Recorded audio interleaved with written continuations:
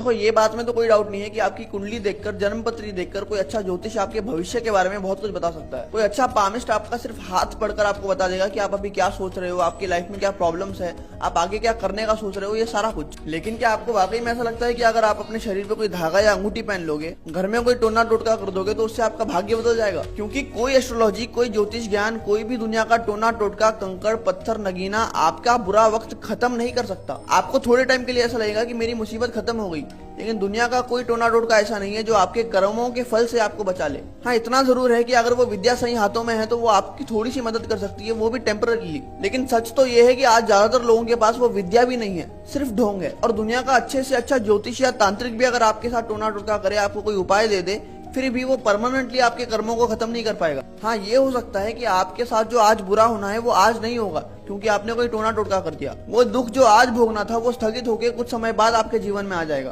क्योंकि कर्मों का फल ही नष्ट कर दे ऐसी विद्या किसी के पास नहीं है। इसलिए जो आध्यात्मिक लोग होते हैं, जो साधक होते हैं, उन्हें उनके गुरु द्वारा मना किया जाता है कि आप कोई भी टोने टोटके के या ग्रह नक्षत्रों के चक्कर में नहीं पड़ेंगे। जो भाग्य में लिखा है उसे आने देना है और अपने वर्तमान कर्मों पर फोकस करना है। मेरे अपने गुरु शब्द गुरु गुरु ग्रंथ साहिब जी भी यही कहते हैं कि जो होवा होवत सो जाने, प्रभ अपने का हुक्म पछान। मतलब जो हो रहा है अच्छा बुरा उसे अपने प्रभु की आज्ञा मान के अंगीकार करना है, उसके खिलाफ कोई टोना टोटका नहीं करना है। और ये ऐसे ही नहीं कहा जाता, इसके पीछे बहुत बड़ा कारण है।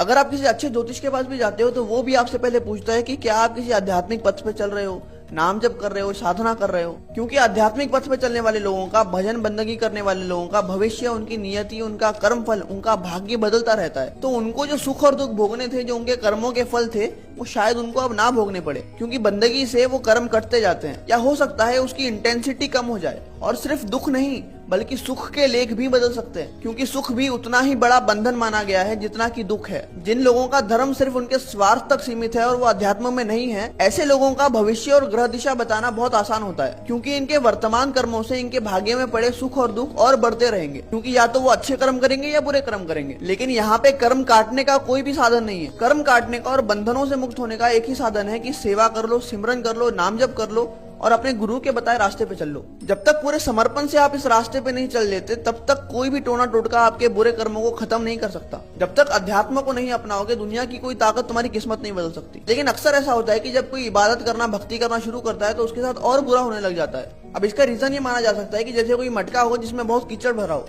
तो उसमें साफ पानी भरने के लिए पहले वो कीचड़ को निकालना पड़ेगा। इसी तरह अगर आपके कोई ऐसे कर्म बने हैं जिनका आपको फल भोगना बाकी है, तो आपके भजन की वजह से आप पहले ही वो फल भोग लोगे, ताकि बाद में आपको वो फल ना भोगना पड़े, फिर से जन्म ना लेना पड़े। अंधविश्वास और ढोंग से एक नास्तिक तो नफरत करता ही है, लेकिन एक सच्चा आस्तिक भी इन चीजों से बहुत दूर रहता है।